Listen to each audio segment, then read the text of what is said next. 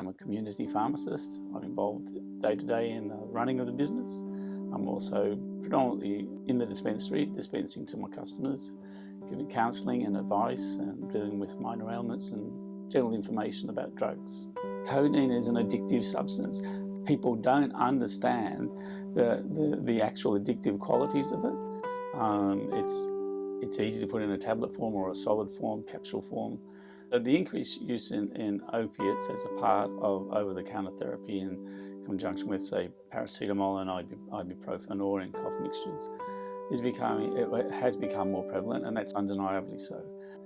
Unfortunately, though, we know that the codeine has this highly addictive quality, and if people aren't aware of that, then they may make, unwise decisions over a period of time that lead them insidiously into an addiction that they did not want to have and never thought they were going to have.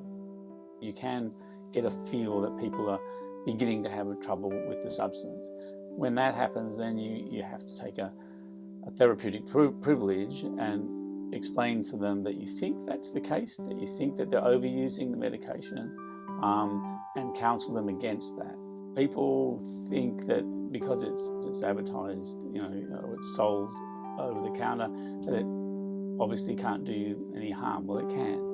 And you have to know the appropriate dose, you have to know the indications of use, and you have to treat the substance with the respect that it should be afforded. People tend to buy codeine for pain management. It could be chronic or it could be acute, it could be migraine, or it could be things that are long-term like lower back pain or joint pain, that type of thing. Recognising someone with an opioid dependence really depends on being present in the pharmacy and seeing them on a number of circumstances so that you get the impression that they are developing a tendency for that drug. The type of people that I dose, it could be anyone. It could be your grandmother, it could be someone off the street that you would not know. These people are living in the community, they're average people, they're keeping up their lifestyle, they're working, they've got families. Opioid dependency is a subjective thing. There are different people with different levels of dependency, and depends whether what they're abusing, and how frequently they are abusing it. And from person to person, it can vary greatly, but it does tend to develop over time. I think a lot of people don't disclose their use of pain-killing medication because they don't see it as something which has this propensity for harm. They see it as just treating a given condition that they've got. They've got back pain, they've got migraine, they've got a period pain, whatever the reasons are.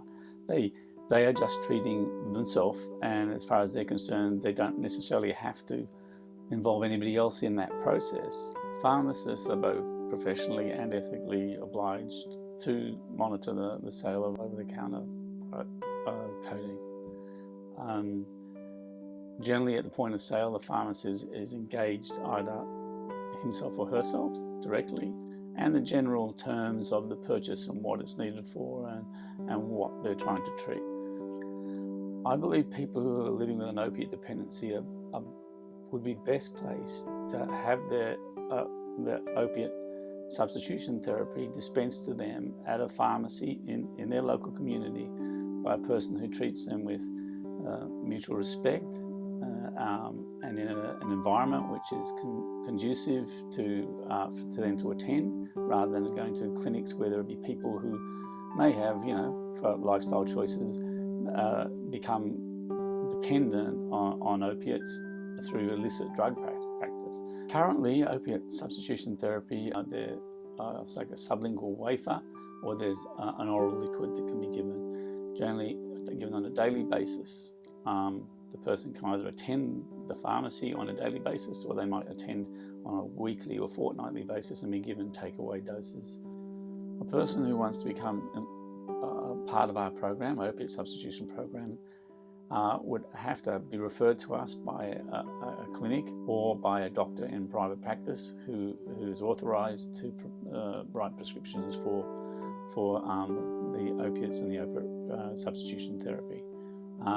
They we need a profile of the person. We have to have a distinguishing features. We have to know who we're dealing with, so that when the person attends, whatever pharmacist is on duty has the ability to ascertain that the person who is presenting for the opiate substitution therapy is the person concerned, that they're getting the correct dose, and that they have been maintaining their correct dose over the requisite number of days.